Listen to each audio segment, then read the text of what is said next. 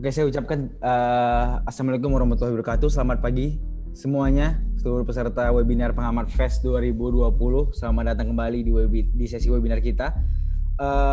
Hari ini kita akan berbincang bersama Aidil Panandrang di tema yang berjudul Emang Berpengalaman Itu Penting. Nah, sebelum saya masuk dan diskusi lebih panjang lagi terkait pembahasan kita pada hari ini, saya akan menerangkan terlebih dahulu atau akan memperkenalkan terlebih dahulu summary CV dari seorang Aidil Afdan Panandrang. Beliau lahir di Kendari 19 Mei 1994. Beliau riwayat pendidikannya S1-nya di Telkom University, Teknik Telekomunikasi 2012 sampai 2018. S2 Magister Teknik Elektro UI di 2019 hingga sekarang. Lalu pengalaman organisasi Direktur Penelitian dan Perencanaan LTMI PB HMI 2018, Wasekum Eksternal Badko HMI Jawa Barat 2017, Kabid Litbang HMI Cabang Bandung 2016, Presiden Mahasiswa BEM Kema Telkom University 2015, Menteri Luar Negeri BEM Kema Telu Telkom University 2014, dan Bendahara Umum HMI Komisariat IT Telkom 2012 hingga 2013. Dan juga prestasi internasional dan nasional yang diperoleh oleh beliau adalah speaker at First International Conference SBLC 2019, delegates at Oxford International Model United Nations 2018, dan delegates at Cambridge University Model United Nations 2018. Beliau juga masuk nomini at Asia Pacific ICT Alliance Award 2017. Beliau juga meraih penghargaan sebagai finalis stand up comedy Akademi 2 Indosiar dan sudah melaunching buku Besok Lusa Langit Tak Biru di 2018.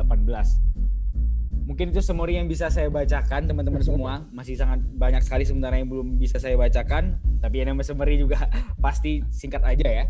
Dan kita langsung masuk saja ke diskusi kita. Jadi sebelumnya Kak Aidil apa kabar? Alhamdulillah Rehan, sehat, baik. Entah kenapa pagi ini bangun sangat semangat ya. Mungkin karena Hari Kemerdekaan Indonesia, jadi jiwa saya juga cukup menggelora begitu. Iya benar sekali ya. Hari ini kita pasti kalau udah nonton TV dari tadi pagi udah ngelihat upacara bendera semua di TV kayak. Betul. Memang momen kali ini memang sangat iya benar sekali. Momen ini sangat luar biasa sekali, khususnya 17 Agustus, hari ulang tahun Indonesia yang ke-75. Pasti ini juga selain sisi bagaimana kita bisa merayakan hari jadinya, pasti kita juga harus bisa melihat apa saja yang sudah kita berikan kepada Indonesia, khususnya pemuda. Bagaimana kita bisa melihat masa depan ini sangat luar biasa sekali challenge-nya, dan kita harus bisa mempersiapkan diri kita untuk bisa kompetitif, untuk bisa membuat Indonesia bisa maju lebih kencang dan lebih kuat lagi ke depannya. Nah, karena pokok pembahasan kita itu adalah emang berpengalaman itu penting, pasti seorang Aidil Panandrang yang sudah dibacakan tadi juga CV summary-nya sangat luar biasa sekali, banyak sekali, begitu banyak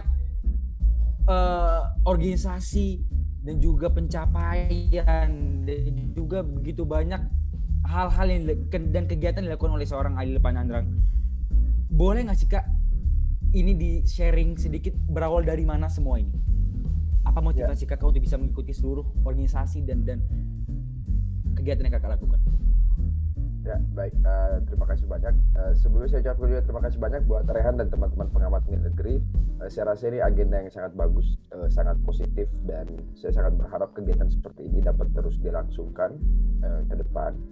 Jadi kalau pertanyaan tadi mengenai apa yang menjadi dorongan ya, saya pada satu titik dalam hidup ini pernah merasa kayak kebingungan atau juga kayak jenuh. Kayak kita beraktivitas sehari-hari, bangun, melakukan rutinitas, kemudian tidur lagi, dan begitu terus on repeat gitu. Lantas ketika pertanyaan-pertanyaan terus mau apa itu muncul, ya sederhananya kalau kata ayah saya dan juga kata Rasulullah begitu kan, sebaik-baiknya manusia adalah mereka yang bermanfaat bagi orang lain gitu. Nah, lantas di situ saya menyadari bahwa hidup untuk penghidupan diri sendiri, kesenangan diri sendiri, ataupun hiburan diri sendiri juga tidak akan pernah mencapai pada titik puas tertentu gitu. Kita pasti ibarat meminum air laut, semakin diminum semakin haus kan. Kalau orientasi yang kita kejar adalah hanya untuk diri kita sendiri. Makanya saya shift orientasinya tadi mengejar kebahagiaan pribadi, mulai mencari apa yang bisa kita lakukan untuk memberikan sebesar-besarnya kebermanfaatan bagi orang lain. Bukannya sok baik juga, tapi to be honest, hal itu adalah hal yang menyenangkan, hal yang nikmat gitu. Mungkin Ryan pernah merasa gitu kan, ada experience kayak kita ngasih uang ke pengemis gitu kan, atau kayak bantuin orang nyebrang jalan, itu kan ada rasa self fulfillment di situ. Entah itu rasa bangga atau apa, meskipun tidak ada yang melihat, kita merasakan kesenangan-kesenangan itu gitu. Jadi seakan-akan, atau ada kita sering ngejokesnya gini, kenapa ketika kita berbuat baik di dunia itu terasa nikmat? Karena kita merasakan aroma surganya gitu. Sedangkan kalau kita melakukan hal yang jahat kan kita langsung insecure gitu kan. Biasanya kan kita kayak merasa tidak nyaman, kita merasa anxiety ketika kita tahu melakukan hal yang tidak benar gitu. Karena saya yakin deep inside tiap orang ini punya kompas moralnya masing-masing. Nah, that's why berangkat dari situ, ya saya merasa untuk menciptakan kebermanfaatan yang banyak juga, karena saya juga belum jadi siapa-siapa, ya at least saya mencoba melakukan banyak hal. Karena ini related, kalau bahasan yang misalnya orang bicara tentang passion, apa sih passion kita gitu kan. Ya gimana mau tahu kalau kita tahu itu passion kita, kalau kita belum mencoba banyak hal begitu. Ibaratnya kita kan bingung kalau ditanya buah favorit kamu apa, kalau kita selama hidup hanya pernah nyobain apel gitu kan. Sehingga kita harus memperbanyak eksperimentasi itu. Nah, jadi Aidil garis bawahi yang menjadi dorongan Aidil berkegiatan, melakukan banyak hal, ya semata-mata untuk mencari tahu di mana sih Aidil bisa paling bermanfaat untuk orang banyak. Dan juga ya hidup ini cuma sekali kan, sayang banget kalau kita hanya terjebak dalam rutinitas yang itu saja. Dan saya rasa juga misalnya Rehan dan teman-teman menginisiasi pengamat negeri, ini juga adalah bentuk selain kebermanfaatan bagi orang lain, ini adalah upaya kita kan untuk berusaha melakukan apa sih yang baik dan apa sih yang bisa dirasakan oleh orang lain, karena deep inside mungkin kompas moralnya mengarahkan ke situ gitu. Seperti itu mungkin Rehan. Ya, berarti memang apa yang kakak lakukan untuk bisa terlibat dalam begitu banyak organisasi, kegiatan, ya semata-mata karena memang banyak juga yang jadi return ke kakak ya. Maksudnya kakak bisa jadi tahu apa manfaat terbesar yang bisa kakak berikan. Di samping itu juga kakak bisa nyari passion kakak di mana yang benar-benar sebagai passion kakak gitu ya. Jadi memang bagaimana kita untuk bisa terus bereksplorasi, apalagi setuju banget yang kakak bilang tadi, hidup cuma sekali dan kita juga di usia muda ya, kapan lagi untuk bisa nyoba begitu banyak hal kalau nggak di waktu muda. Benar sekali. Dan tadi BTW saya nambahin sedikit yang tadi Rehan bilang masalah return ke kita ya. Iya. Nah ini adalah hal yang menarik, tapi sayangnya zaman sekarang banyak orang-orang yang terjebak dalam ruang-ruang pragmatis. Dalam artian mereka berkegiatan, return itu selalu dianggap adalah hal-hal yang bersifat dapat dilihat dan disaksikan oleh mata gitu. Misalnya hal-hal yang bersifat materi kah atau apa, take and give-nya seperti apa. Tapi banyak orang tidak menyadari bahwa return terbaik itu adalah misalnya contoh bentuk sosial kapital yang kita bangun, adalah investasi perkawanan yang kita bangun, pertemanan, networking, jaringan. Ini adalah return yang kasat mata, tapi bagi orang-orang, bagi Aidil ya, orang-orang yang akan jadi orang besar ke depan bisa melihat potensi-potensi itu. Iya. Jadi karena bagi saya return hal-hal yang bersifat materi itu sifatnya di tempat lain pun mudah dicari, tapi return yang kasat mata ini adalah hal-hal yang sangat mahal menurut saya. Begitu. Iya benar sekali Kak. Memang fenomena yang terjadi sekarang di zaman sekarang adalah ya materialistis ya. Jadi ketika orang melakukan sesuatu pasti langsung mikirnya nanti gue dapatnya apa dalam bentuk yang materi tadi gitu. Memang itu sebagai sebuah mungkin salah satu efek dari bagaimana percepatan teknologi yang luar biasa sehingga membuat kita terus haus, yang seperti kalian bilang tadi, haus akan banyak hal, salah satunya tentang materi. Dan memang mindset kita harus diubah memang sebenarnya, bagaimana kita melihat melakukan sesuatu tapi tidak berharap sesuatu hal yang return itu yang kayak bentuknya uang tunai ataupun ya material yang lain gitu. Perkawanan memang sangat penting, relasi sangat penting sekali. Dan apa awal karir kakak sebenarnya? Mulai dari organisasi, kakak tadi juga sempat jadi presiden mahasiswa. Apa tips yang bukan tips sih sebenarnya, apa cara langkah pertama yang kakak pastikan pada saat waktu itu untuk bisa maju menjadi presiden mahasiswa ataupun menjadi ketua HMI misalnya? Oke. Terima kasih. Nah, jadi ini pertanyaan yang menarik. Jadi kalau to be honest ya, hidup ini kan orang cara mandangnya beda-beda gitu.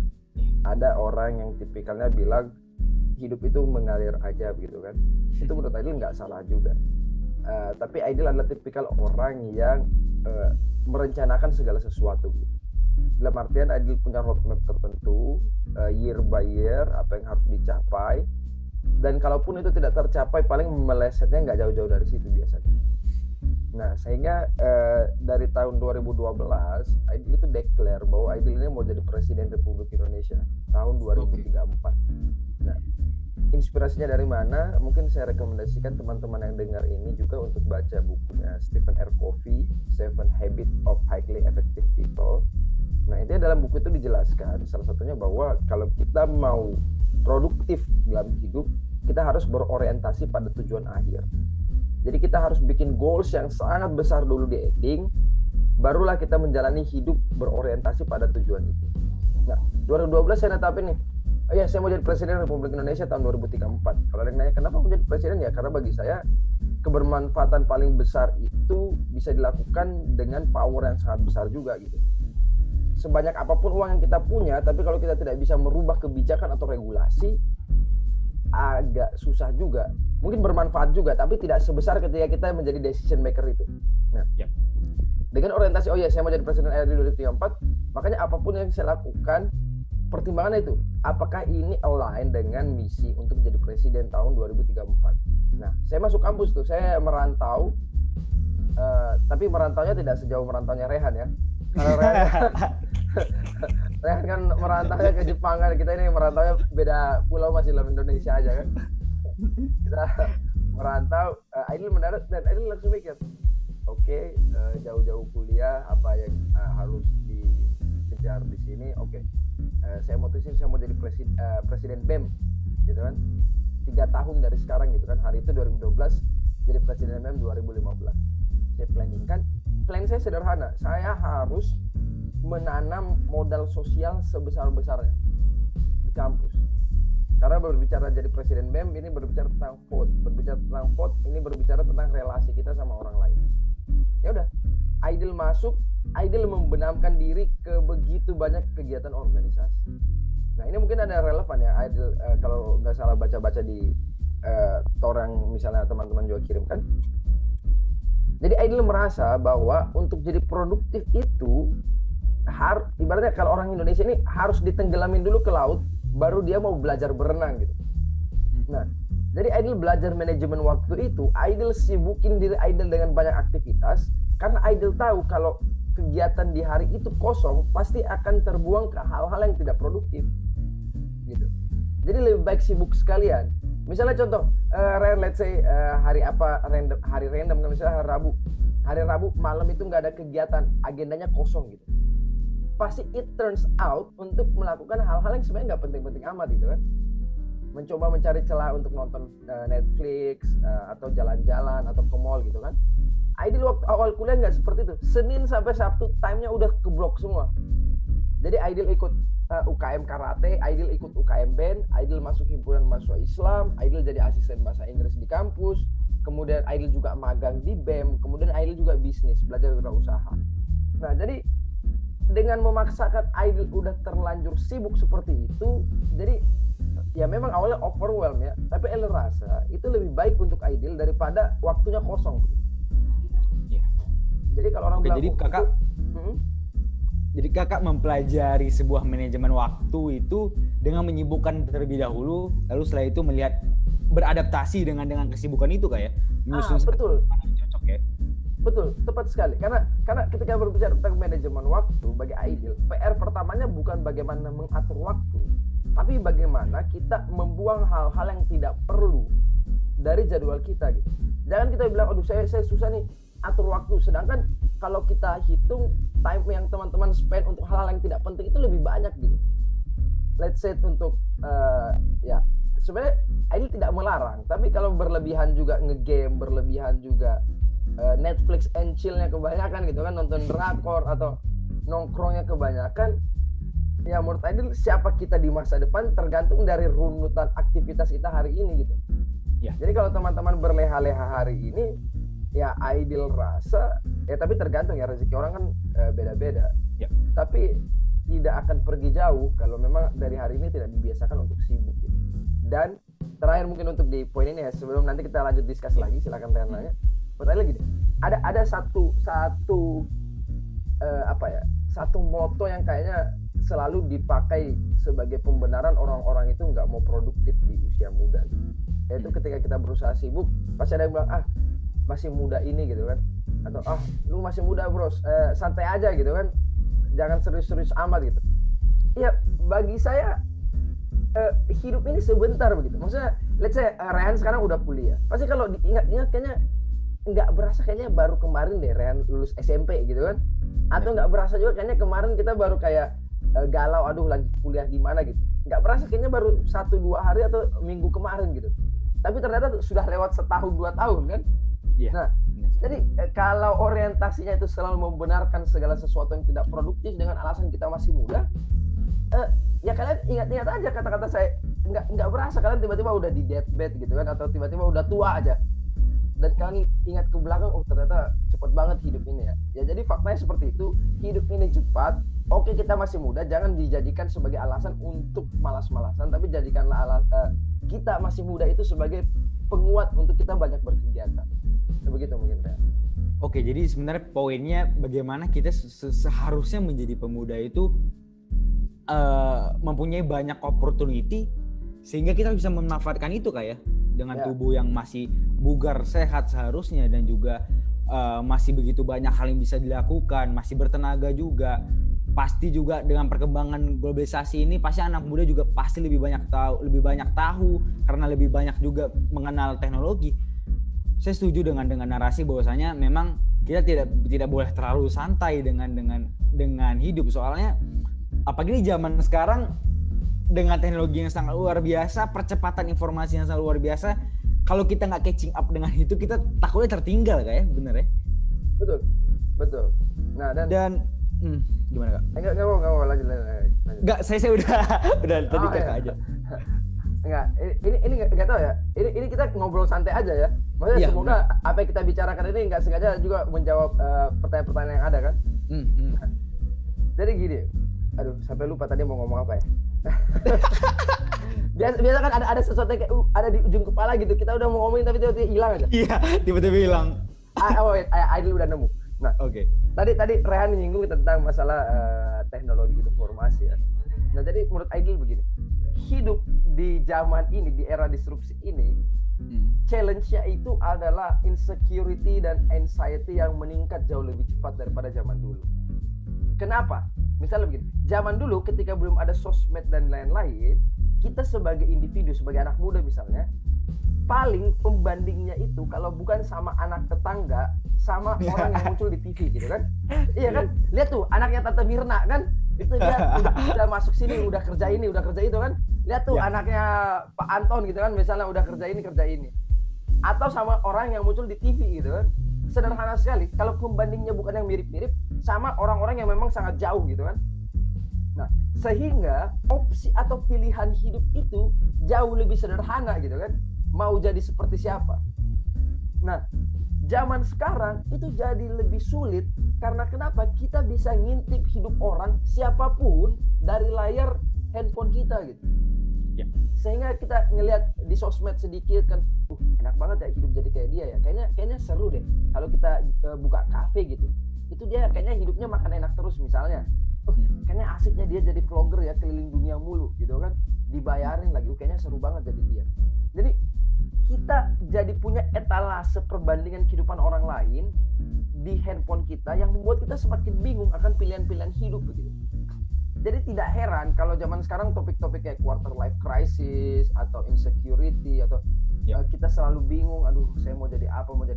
Wajar, karena kita selalu dihantui oleh kehidupan orang lain yang sangat dekat di handphone kita. Nah, ini ibaratnya sama, misalnya Rehan pergi ke swalayan mau beli sabun. Kalau di swalayan itu pilihan sabunnya hanya 2, Adil yakin waktu yang Rehan gunakan untuk memilih itu tidak lama. Tapi bayangkan Rehan ke swalayan dan merek sabun di situ ada 20, pasti milih sabunnya jadi lebih lama. Nah, tapi poinnya yang ini Adil tekankan, dengan segala bentuk perbandingan kehidupan ini, udah teman-teman mending deep inside, tidak usah terlalu banyak membandingkan hidup dengan hidup orang lain. Toh yang teman-teman lihat di sosmed itu hanya bagian terbagus dari hidup orang lain yang teman-teman lihat. 1% bagian kehidupan yang paling bagus. Jadi kalau teman-teman membayangkan, oh enak ya hidup jadi dia, tidak seperti itu saya yakin. Semua orang punya masalahnya, everyone sucks begitu. Semua orang ini bermasalah juga hidupnya. Iya. Tapi kan nggak mungkin kita pamerin bagian jelek dari hidup kita kan? Iya, benar. Jadi udah tidak ada utopia hidup orang lain enak apa lain-lain. Kalian memilih hidup kalian sendiri, memikirkan bagaimana hidup lain juga tidak akan membantu hidup kalian. Udah lakukan apa yang kalian bisa, yang terbaik yang kalian bisa. Tidak usah terlalu banyak lihat noleh kiri kanan. Yang penting jalan terus. Toh besok-besok juga udah mati, dan pada akhirnya apa yang diperhitungkan di dunia ini kan apa yang udah kalian lakukan. Teman kalian jadi selebgram juga tidak akan jadi pertanggungjawaban kalian gitu di akhirnya. Iya betul ya. Iya benar sekali, dan iya banyak sekali memang sebenarnya masalah baru yang timbul dikarenakan percepatan informasi dan teknologi di zaman sekarang, dan ini menjadi sebenarnya sangat menjadi sebuah distraksi bagi kaum pemuda ya, khususnya bagaimana untuk bisa lebih produktif tentunya. Oke, kita geser ke pertanyaan selanjutnya. Ada hal yang menarik sebenarnya, kayak kalau saya research banyak sekali tentang Kak Aidil. Saya melihat kakak menjadi seorang stand up comedian. Saya melihat kakak sebagai seorang motivator. Saya melihat kakak juga sebagai orang yang aktif di organisasi. Kakak ikut Model United Nation di Oxford, ikut juga di Cambridge, dan juga banyak ikut beberapa penghargaan yang sifatnya individu dan bersifat intelektual seperti itu. Kenapa rentetan ini semua, apakah sebagai salah satu cara kakak untuk bisa mengetahui sebesar apa kakak bisa bermanfaat bagi orang lain? Apa memang kakak suka stand up juga dan sulap juga dan suka yang lain juga? Itu apakah sebagai salah satu bentuk mencari pengalaman atau memang keahliannya di situ? Ya, baik. Terima kasih banyak. Jadi mungkin memang betul ya. Ini bukan kata saya. Maksudnya orang-orang yang ada di dekat saya sebenarnya juga terkadang selalu kebingungan dengan diri saya gitu. Jadi mereka selalu bingung, Aidil kamu ini sebenarnya pesulap, atau Aidil kamu ini sebenarnya aktivis, atau Aidil kamu ini penulis, atau tiba-tiba ikut MUN gitu kan, kamu mau jadi duta besar gitu atau apa gitu kan. Nah, kalau saya jawabnya simpelnya mungkin seperti ini, Ren. Saya adalah orang yang sangat mudah penasaran. Dan saya memegang prinsip bahwa di dunia ini semua itu ada ilmunya. Sehingga begini, ketika saya penasaran akan sesuatu, kembali ke pemaparan saya yang paling awal tadi kan, pertanyaan yang muncul, apakah jangan-jangan ini jalan gua gitu kan. Jadi gua harus coba, yang pertama. Yang kedua, kenapa pada akhirnya setiap bidang itu bukan hanya sekedar coba, tapi sampai titik ada achievementnya. Ya karena Aidil percaya bahwa untuk melakukan segala sesuatu pasti bisa dipelajari gitu. Sehingga untuk membuktikan itu ya Aidil belajar. Aidil coba belajar. Kayak misalnya contoh stand up comedy gitu kan. Aidil sekarang udah nggak stand up lagi, dalam artian dulu Aidil pokoknya ikut Suca 2 tereliminasi, udah Aidil udah gantung mic mungkin bahasanya. Tapi di balik stand up comedy itu ternyata ada runtutan ilmu yang sangat serius, ada proses pembelajaran yang sangat serius di belakangnya. Dan apa yang Aidil dapat dari situ juga banyak sekali. Nah, tapi intinya mungkin poin bermanfaat dari hal ini segala kesibukan Aidil, karena kalau Aidil rasa ya Aidil melakukan itu karena penasaran, ingin mengejar mencari tahu dan menciptakan kebermanfaatan, Aidil rasa itu tidak terlalu esensial juga untuk diketahui. Tapi intinya adalah orang-orang itu yang Aidil lihat kayaknya daya tarungnya itu sangat rendah gitu. Dalam artian mereka bilang, aduh gue mau belajar stand up nih, Tapi mereka nyoba sekali gagal, akhirnya gue nggak bakat. Ya gimana lu mau bisa kalau lu baru nyobain sekali gitu kan? Kayak misalnya kalau anak SMA ya mungkin ya, ini debatable juga. Kita terkadang bilang, gue tipikal orang itu nggak bisa menghafal, gitu kan? Gue tipikal orangnya nggak bisa menghafal gitu. Ya gimana caranya lu mau hafal kalau dibaca sekali gitu? Toh orang-orang yang berhasil menghafal itu bukan karena dia jago menghafal, tapi karena persistensinya untuk ngebaca itu mungkin 10 kali, mungkin 12 kali. Baru dia ingat gitu. Jadi jangan kalian anggap baca sekali orang-orang lain itu langsung hafal gitu. Sama halnya seperti misalnya Aidil ikut MUN. MUN itu kan sebenarnya reasoningnya cuman karena Aidil ngerasa bahwa Aidil aktif di organisasi di Indonesia. Aidil ingin tahu sebenarnya cuplikan keaktifan orang lain di luar negeri itu gimana. Dan satu-satunya cara untuk menjembatani ke sana yaitu Aidil cari platform apa nih yang bisa buat Aidil ketemu sama anak-anak muda dunia kan. Oh ternyata lewat MUN gitu. Meskipun Aidil jujur ya, orang-orang MUN ini kan biasa ikut MUN-nya banyak kan. Dia ikut sudah MUN yang ke-10, ke-12, ke-13. Ya, Aidil itu kayak MUN banget. Padahal seumur hidup Aidil baru ikut 2 MUN yang di Oxford sama di Cambridge itu. Iya. Nah, dan berangkat ke sana ketemu banyak orang. Ya, Aidil juga untuk berangkat ke sana kan belajar dan latihan juga. Nah, tapi intinya kalau Aidil garis bawahi, apapun misalnya teman-teman yang mau teman-teman kejar gitu kan, ikut MUN kah, ikut stand up, teman-teman belajar wirausaha atau apapun, semuanya tidak akan langsung bisa gitu di awal. Pasti selalu ada proses menyakitkannya, proses painfulnya. Karena kalau ini Aidil mau bahas sedikit singkat tentang diagram pembelajaran misalnya ya. Ada 4 fase orang belajar. Sebenarnya apapun itu ada 4 fase. Yang pertama, fase pertama adalah kalian tidak tahu kalau kalian tidak bisa. Kalian tidak tahu kalau kalian tidak bisa. Dalam artian bagaimana fenomenanya? Kalian melihat segala sesuatu kayaknya gampang. Kayaknya kalau gitu gue juga bisa. Gitu doang gue juga bisa. Kalian berada di fase terbawah.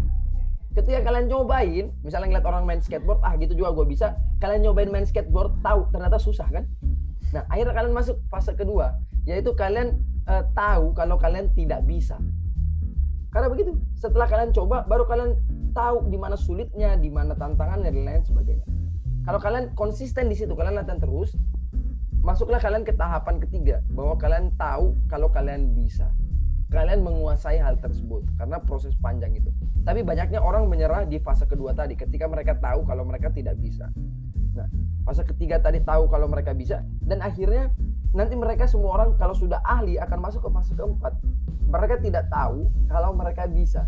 Dalam artian semua hal terjadi secara otomatis. Kayak misalnya kalian belajar bawa mobil, awalnya kan kalian ingat tuh, masukin kopling dulu, injak gas dan lain-lain.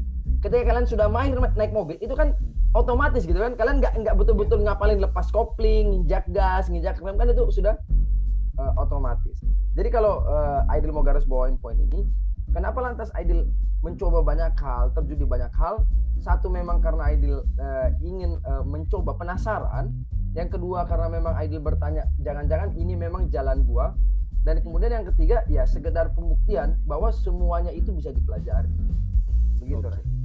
Jadi poinnya, kita sebenarnya sebagai manusia itu ketika kita tidak bisa melakukan sesuatu, nggak bisa itu kita yang buat, seperti itu kayak. Betul. Jadi tepat ya, gitu ya.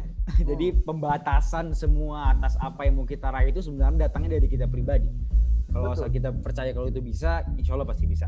Betul sih. Oke Kak, poin luar biasa. Jadi, dan apakah mengikuti ajang stand up comedy dan Oxford itu merupakan salah satu zona yang tidak nyaman bagi kakak sehingga kakak bisa berkembang?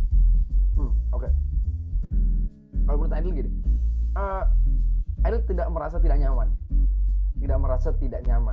Berarti fine aja. Sebenarnya. Karena gini.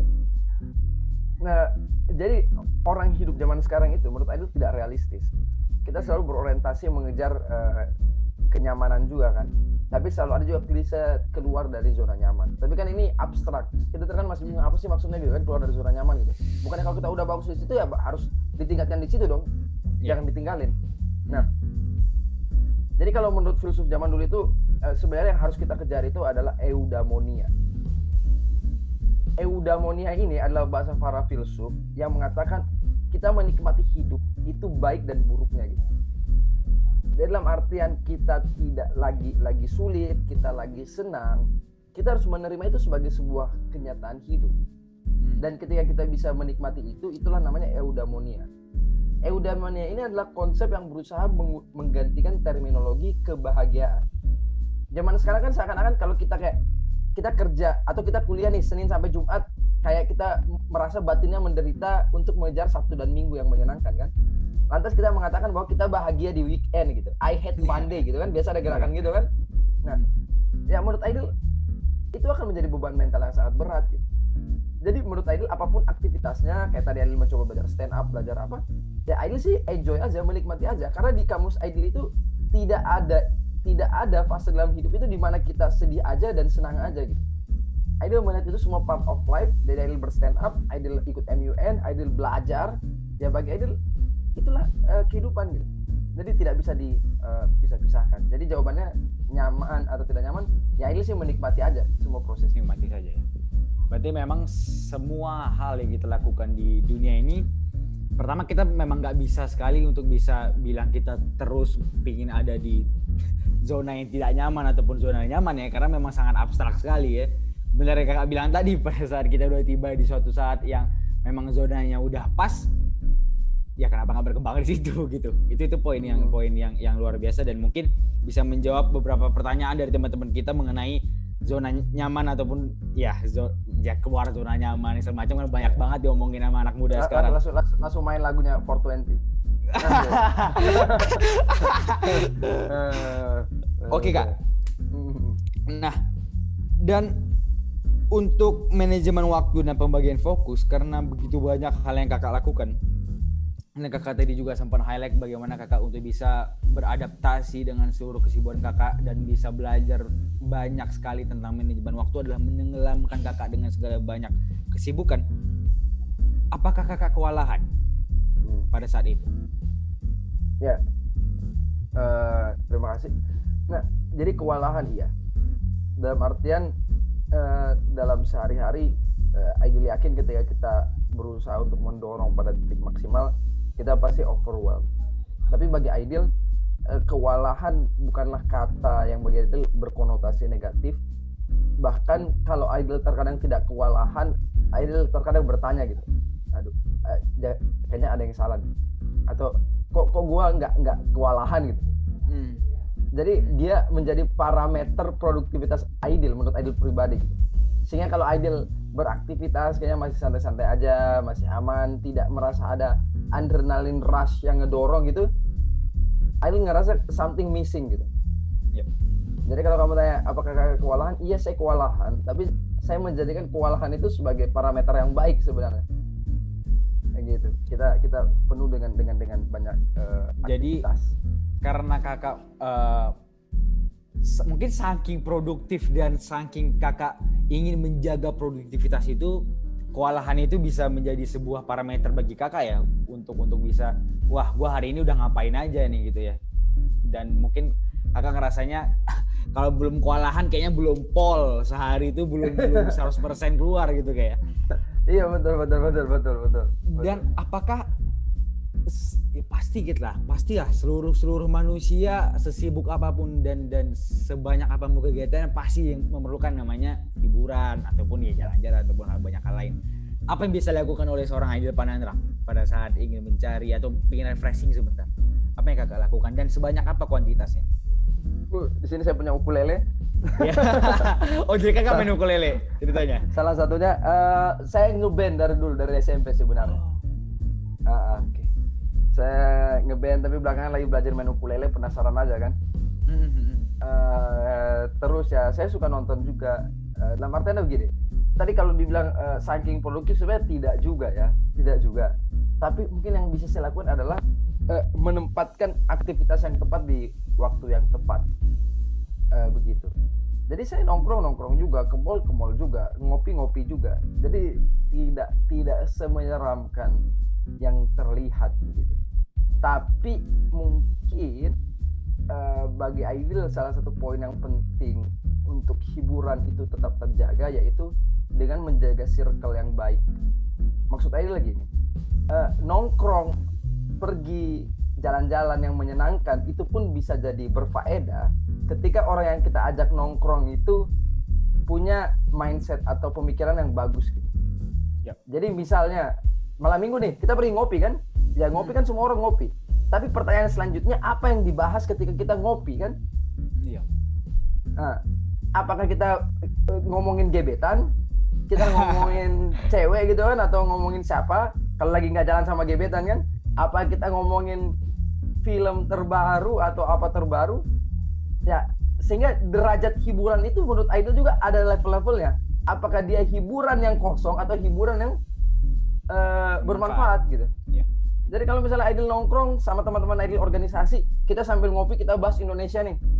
Misalnya kita bahas tentang isu-isu terupdate. Gimana nih Indonesia ini kayaknya ada partisanship atau ada isu SARA gini-gini gimana? Ya sambil ngopi apa? Jadi kita menganggap itu sebagai hiburan, tapi ada pembobotannya juga. Iya. Di situ. Jadi pulang ngopi ada insight yang masuk ya kan? Ada Ya, betul. pas pulang itu ada yang dipikirin, oh ya benar juga kata teman gue ya, oh ya benar juga ya gitu-gitu kayak. Jadi banyak hal yang dimanfaatkan dari sebuah hiburan, banyak sebenarnya hal yang bisa dimanfaatkan. Dan betul. apa tanda bagi seorang Idol Panandra ketika sudah bekerja, sudah sibuk sana sini, rapat segala macam, dan apa tanda bagi kakak sendiri untuk bisa beristirahat? Ngantuk kah? Atau memang lagi udah pusing banget? Oke, kalau gue pusing berarti gue harus berhenti dulu. Apa tanda dari seorang Idol Panandra? Ya, kalau saya sih sebenarnya jauh lebih simpel ya. Dalam artian sebelum tidur kita prepare apa yang harus dikerjakan besok. Kan biasa kalau Idol ada to-do list 135 misalnya. Jadi satu hal big thing yang harus selesai, 3 hal yang sekunder, dan 5 hal perintilan yang lain yang harus diselesaikan dalam satu hari. Nah, menurut saya kalau listnya udah selesai ya Idol udah bisa melakukan hal yang lain, udah bisa mulai masuk misalnya tadi hiburan, atau mungkin udah bisa beristirahat, ataupun misalnya ada hal baik lain yang bisa Idol lakukan. Jadi sesederhana itu. Jadi parameternya bukan apakah sudah capek atau sudah lelah. Ya kalau agenda Idol sudah selesai ya berarti udah me time aja. Begitu. Oke, berarti kakak mematokkan gitu kak ya? Mematokkan bahwasanya besok pokoknya harus selesai ini dan ini. Dan kalau udah selesai itu udah boleh. Kalau mau istirahat, tapi kalau ada pekerjaan yang bisa bermanfaat juga dilakukan seperti itu kak ya? Iya, betul. Kayak misalnya contoh yang paling sederhana itu baca buku misalnya. Baca buku. Baca buku ini kan orang-orang persepsi terhadap baca buku itu beda-beda kan. Ada yang menganggap baca buku adalah pekerjaan yang sangat serius, adalah hal yang sangat produktif. Ada juga yang melakukan itu for fun. Ya, kalau bagi Idol misalnya ada waktu kosong membaca buku-buku yang berbobot tentunya ya. Membaca buku itu adalah bagian dari hiburan Idol juga, tapi bagi Idol mungkin bagi orang lain mungkin bentuk produktivitas gitu. Bisa baca buku. Jadi menurut Idol itu titik kompromi yang bisa Idol lakukan kapan saja. Dia produktif iya, bermanfaat iya, tapi Idol terhibur juga. Begitu. Oke, poin luar biasa kak. Oke, kita langsung masuk aja ke sesi Q&A. Jadi bagi teman-teman semua yang ingin bertanya, langsung tanya aja di kolom komen YouTube kita. Nanti kita langsung sampaikan. Oke, ini udah ada satu pertanyaan kak. Oke. Bagaimana ke Idol Panandrang catch up dengan banyak kenalan dan teman-teman Kak Idol dari berbagai event? Ini maksudnya gimana cara kakak untuk bisa memanfaatkan relasi pada saat mungkin yang kakak bilang tadi, kakak sekarang lagi sibuk Milano Fest, bagaimana kakak untuk bisa catching semua teman-teman ataupun semua hal ya, semua teman-teman yang bisa menjadikan kakak menjadi sebuah relasi bagi kakak? Ya. Jadi menurut saya begini, circle itu pun harus dibagi juga ya. Relasi itu harus dibagi juga. Ada misalnya sebenarnya tidak ada bahasa resmi ya. Tapi misalnya Idol itu ada orang-orang yang kayaknya Idol harus keep in touch terus gitu.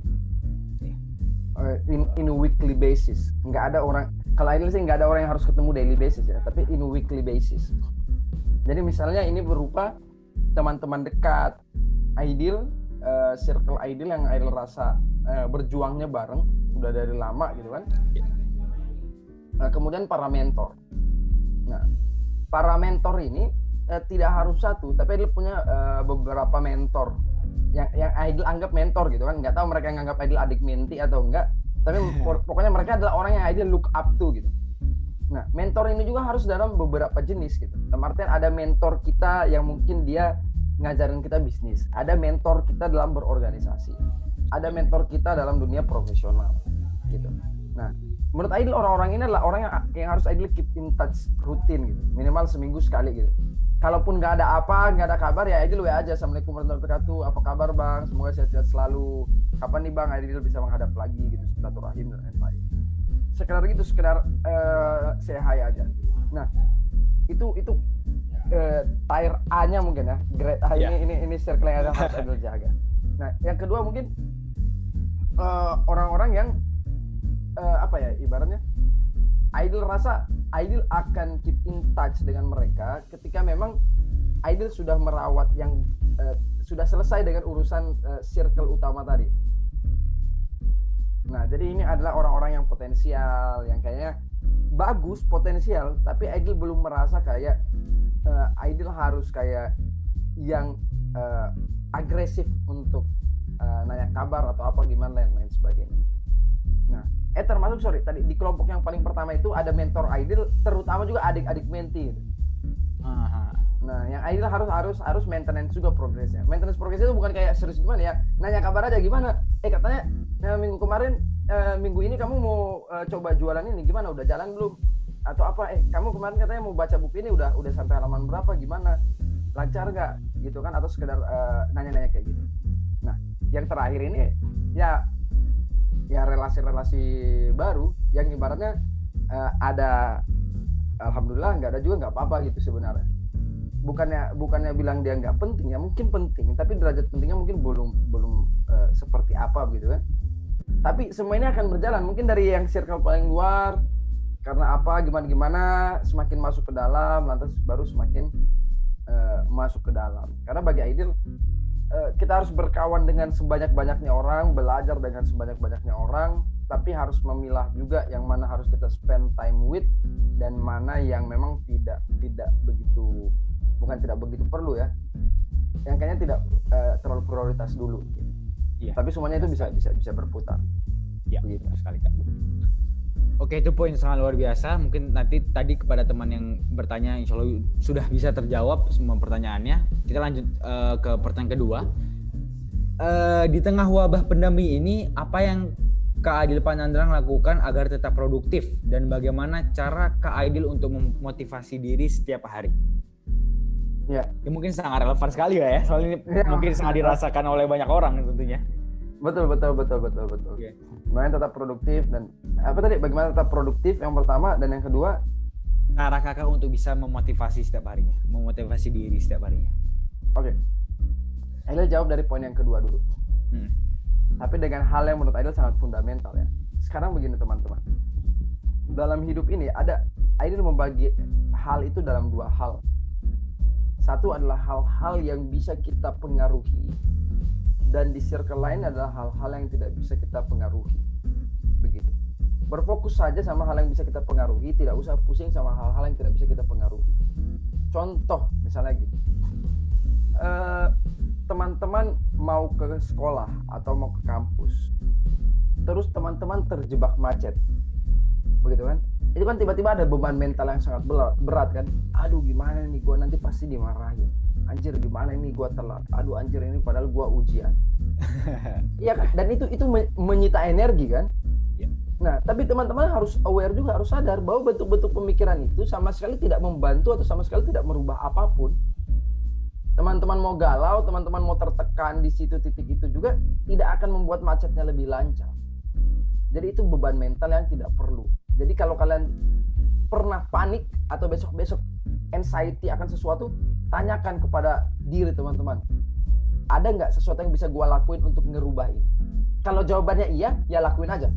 Kalau jawabannya tidak ada, udah nggak usah dipikir. Nah, kenapa ini jelasin ini? Karena ini relevan dalam konteks pandemi. Nah, di tengah pandemi ini kan tadi masalah memotivasi diri, apa dan lain. Ya kan banyak orang yang memang meletakkan diri mereka sebagai victim gitu kan. Aduh pandemi, coba nggak pandemi, gue pasti udah A, B, C. Aduh, seandainya gue nggak pandemi, gue udah ada planning tahun ini A, B, C. Ya, tapi pertanyaannya, ya oke, so what gitu. Emangnya that thoughts itu bakal membantu kalian with anything gitu kan? Nggak juga. Nah, jadi sehingga bagaimana sebenarnya kalau pertanyaan mau motivasi diri di dunia pandemi, ya ini banyak-banyak menyadari dan mengevaluasi diri. Kalau memang ada plan yang tidak bisa karena pandemi, ya oke, that's it gitu. Itu udah selesai. Sekarang mikir dari rumah apa yang bisa kita lakukan. Nah, kalau ditanyakan lantas pertanyaan pertama tentang bagaimana tetap produktif, ini challenging. Karena kenapa? Tipikal orang juga beda-beda. Ada orang yang mungkin bisa produktif ketika dia ditaruh di sebuah environment memang untuk kerja gitu. Yeah. Tapi ada orang yang mungkin memang dia self controlnya bagus, self managementnya bagus, sehingga ada atau tidak sistem yang mengawasi dia bisa tetap produktif. Nah, contoh, ada orang yang mungkin bisa belajar kalau ada gurunya atau dia berada dalam environment ruang kelas. Tapi mungkin ada orang yang terbiasa sebenarnya tidak ada yang ngeliatin juga, dia belajar juga gitu. Nah, tapi kan pertanyaannya tidak semua orang seperti itu. Nah, sekarang Aidil bahas kembali ke yang pertama. Dengan kondisi seperti ini, belajar di environment yang diawasi itu sudah jadi tidak mungkin. Kita nggak mungkin kelas. Jadi kalau kalian masih menyiksa diri dengan gue emang tipikal orangnya agak mageran kalau di kosan, gue kalau di rumah ini nggak bisa banget belajar. Ya pertanyaannya apa? Memang mau seperti itu? Karena nggak ada pilihan lain gitu. Iya. Dan Aidil kasih tahu ini ya, prediksi Aidil ketika pandemi ini beres, kalian akan melihat orang-orang yang larinya begitu cepat gitu. Karena mereka berhasil memanage diri mereka selama berada di proses karantina ini. Dan akan ada orang yang merasa tertinggal gitu. Anjir, lu kok udah tiba-tiba udah ngelakuin ini, anjir gue selama karantina ngapain aja gitu. Ya salah kalian sendiri gitu. Sama halnya misalnya contoh lain, ada orang-orang yang mungkin kalian lihat kayak kalau mau ujian, kalau mau ulangan gitu kan, dia kayaknya belajar semalam juga cukup gitu. Terus kalian juga mau melakukan hal yang sama, gue juga belajar semalam kayaknya cukup. Tapi mungkin kalian nggak tahu proses-prosesnya. Mungkin dia tiap pagi pas bangun tidur dia baca buku, dia baca materi ujiannya gitu kan. Mungkin setiap pulang sekolah dia nge-review kembali ujiannya atau mata pelajaran hari itu. Sehingga pas mau ujian satu malam itu cukup. Jangan kalian tiba-tiba mengukur diri kalian, gue juga belajar semalam kayaknya cukup. Karena terkadang ada proses-proses yang dilalui orang yang nggak kelihatan gitu. Begitu. Jadi intinya untuk pandemi ini udahlah, tidak ada pilihan kalian belajar atau nggak belajar, itu yang menentukan kalian, itu hidup kalian. Tapi Aidil ingatin aja, kalau kalian gitu-gitu aja, banyak orang yang akan lebih hebat juga pada akhirnya. Dan kalau kalian pada akhirnya menjadikan itu semakin insecure nanti di masa depan, ya salah kalian sendiri juga, kenapa nggak dimanfaatin gitu. Begitu mungkin. Dan berarti poinnya itu bagaimana kita sebagai manusia harus bisa adaptif dalam berbagai hal ya. Apalagi di masa yang sekarang memang kalau dibilang susah, iya semuanya susah. Dan yang seperti kakak bilang tadi, nggak ada pilihan lain selain beradaptasi dan harus bisa memanfaatkan waktu yang ada. Betul. Ya, oke. Terima kasih banyak kak. Kita gimana kak? Nggak, iya. Maksudnya dalam artian makanya kan ini Aidil jadi teringat yang salah satu poin di awal juga kan. Biasa kan kita ini sangat gampang juga ngejudge hidup orang lain kan. Ya. Kayak wah enak kalau lu mah ini kan gara-gara lu ini lu itu kan lu mah enak, gua kan enggak seberuntung lu gitu kan. Kalau atau misalnya enak banget lu Rehan, lu mah kuliah di Jepang gitu kan. Ini gini, coba gua kuliah di Jepang juga kayak gini. Padahal dalam hidup ini banyak orang yang suka self pity gitu kan. Kayak menjadikan advantages orang lain sebagai pembenaran kenapa mereka sucks gitu kan. Iya. Coba gua jadi kayak lu, gua juga bisa kayak gitu kan. Selalu ada komparasi kayak gitu. Dan entah kenapa mungkin itu menghibur, jadi kayak menghibur diri mereka sendiri ya. Tapi mungkin kalau ada yang dengar ini gini. Kita harus banyak-banyak pokoknya mengevaluasi diri, mengevaluasi mental. Hal-hal yang bersifat kayak tadi, kayak lu mah enak, lu mah gini, kalau gua gitu juga bisa. Serius, nggak ada gunanya gitu. Sama seperti tadi misalnya hal-hal mental yang kayak terjebak di macet, kalian panik, apa lain-lain, itu juga nggak ada gunanya. Jadi saya rekomendasikan kalian cari buku namanya Emotional Intelligence, yang nulis itu Daniel Goleman. Nah, jadi dalam buku itu kalian akan belajar bagaimana mengontrol emosi kalian secara baik, bagaimana memaintenance emosi kalian secara baik, Karena di buku itu juga dijelasin, pada akhirnya orang-orang yang sukses dan berhasil katanya, meskipun Aidil juga belum sukses dan berhasil ya, adalah orang yang mampu mengontrol atau memiliki kecerdasan emosional yang baik. Dan mereka yang gagal adalah orang-orang yang tidak punya emotional intelligence yang baik. Jadi kalau ada yang bilang, oh itu lu mah ngomong masalah mental, masalah pemikiran mah gampang. Iya, ya kalau gampang semua orang udah ngelakuin, tapi kan faktanya masih banyak juga yang enggak gitu kan. Iya. Contoh gitu kebucinan misalnya kan. Oh ini bisa jadi topik pembahasan yang lain lagi kapan-kapan kan. Soalnya Aidil sangat concern dengan kebucinan loh. Aidil bahkan bikin sebuah gerakan namanya anti bucin club. Itu gimana Kak ceritanya? Enggak, intinya sederhananya gini. Kan tadi Aidil sempat bahas bahwa banyak hal yang sebenarnya tidak prioritas di hidup ini yang terlalu di over glorifikasi. Iya. Nah, sama halnya misalnya seperti kebucinan, menurut Aidil love is overrated gitu. Artian apa ya? Itu adalah hal yang baik, mungkin hal yang indah, hal yang menghibur dalam kehidupan. Kita ada sense of belonging terhadap other self-nya kita. Tapi ketika itu mendistraksi skala prioritas yang seharusnya, bagi Aidil itu mulai menjadi tidak sehat. Misalnya contoh, kalian mengenyampingkan circle utama kalian, keluarga kalian, karena kalian ada hal yang harus difulfill dengan orang lain yang berada di luar keluarga kalian yang belum tentu juga jadi keluarga. Ya menurut Aidil sayang gitu. In the end ketika kalian pisah, kalian akan menyesali pilihan-pilihan bodoh yang telah kalian lakukan itu gitu kan. Nah jadi menurut Aidil kebucinan ini, anti bucin club ini bukan melarang orang pacaran ya, nggak apa-apa, it's okay. Tapi sekali lagi sama seperti tadi nongkrong yang berkualitas, pertanyaannya adalah seberapa berkualitas hubungan kalian gitu. Apakah kalian dengan yang lain ini adalah tipikal orang yang sangat yang saling menguatkan, meningkatkan kualitas diri satu sama lain, atau hanya toxic to each other gitu, yang malah merusak, membuat kalian menjadi semakin tidak produktif gitu. Mungkin kalian bisa follow @club_anti-bucin. Oke, siap Kak. Berarti memang poinnya itu adalah ketika kita membangun sebuah hubungan, relasi, dan juga ya mungkin pacaran atau mungkin juga sahabat dan lain-lain, ketika semua itu menjadi sebuah bukan menjadi sebuah positivity, justru menjadi negativity, itu udah nggak sehat lagi kayak. Sudah nggak harusnya kita terus lanjutkan. Harus ada sebuah hal yang di maintenance di situ. Ya benar sekali. Dan memang ya masalah paling besar mungkin di zaman sekarang, apalagi anak muda sebenarnya, bucin-bucin yang tadi benar. Dan mungkin memang fase sih mungkin ya, memang fase masa kehidupan. Semoga memang banyak anak muda yang menyadari bahwasanya ya bukan sekedar lu dan dia saja yang hidup, itu banyak orang yang berperan dalam kehidupan kamu, sehingga kamu harus bisa memperhatikan orang juga secara luas, nggak boleh individualitas satu ke titik saja. Ya benar Kak. Poinnya sangat bagus dari Kak Aidil. Semoga bisa menjawab pertanyaan dari teman kita tadi. Dan ini akan menjadi pertanyaan terakhir Kak. Oke.